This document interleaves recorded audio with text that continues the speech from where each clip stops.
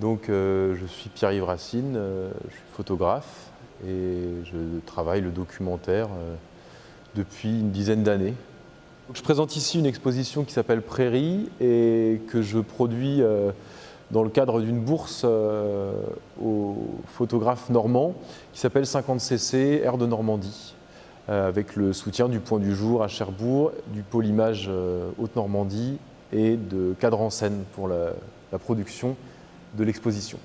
Alors le travail que je présente là, c'est un ensemble en fait sur un ensemble de photographies et qui comprend aussi une vidéo sur un quartier à Rennes qui s'appelle les Prairies du Canal Saint-Martin.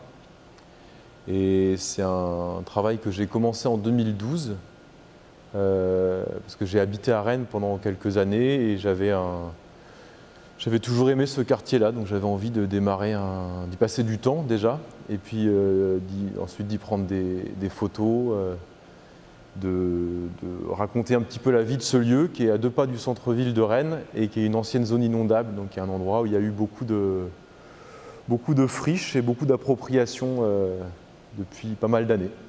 En fait, l'histoire un petit peu de mon arrivée dans le quartier en 2012, c'est l'envie d'y passer du temps et de réaliser une série de portraits et de paysages. Donc j'y ai passé quelques semaines. Je ne pensais pas en 2012 que ça allait me tenir pendant des années. Et progressivement, comme je faisais des allers-retours dans le quartier, ce n'était pas un projet en itinérance auquel j'étais plus habitué avant, c'était vraiment des allers-retours sur le lieu. Et donc progressivement, au fur et à mesure que j'apportais des photos que j'avais prises, il y avait ces échanges qui se faisaient. J'étais témoin de l'utilisation des images dans la sphère privée, enfin leur réappropriation ou leur utilisation dans des caravanes ou dans les maisons.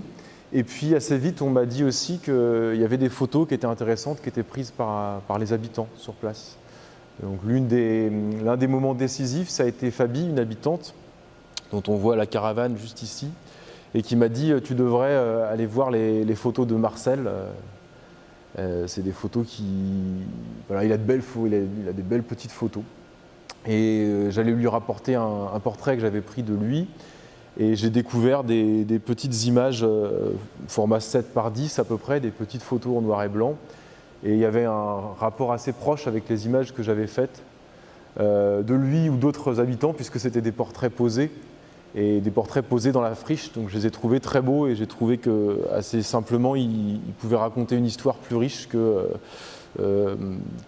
mes simples ou propres images. Donc il y avait aussi le démarrage peut-être d'un dialogue comme ça entre les images que j'ai prises et les images que les habitants prenaient et me confiaient. Donc j'ai poursuivi, au fur et à mesure des rencontres, j'ai poursuivi la collecte de ces images.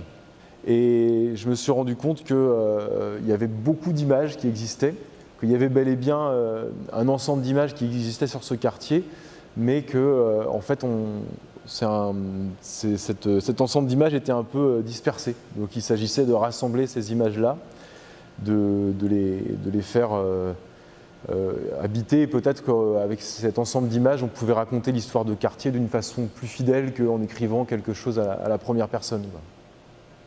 Voilà. Donc l'ensemble qu'on a ici, c'est une série qui mêle des images que j'ai prises, des images que j'ai collectées, que j'ai été rechercher aux archives, ce qui était assez compliqué aussi parce qu'il y avait peu de documents de ce quartier aux archives. Et voilà, j'espère qu'ensemble, ces images-là racontent l'histoire du quartier un peu mieux que si je l'avais fait simplement avec mes images.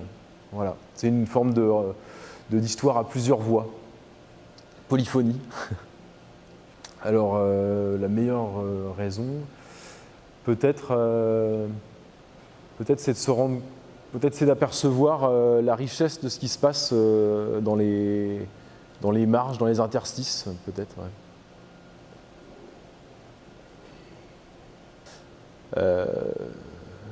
Continuité, peut-être. Continuité.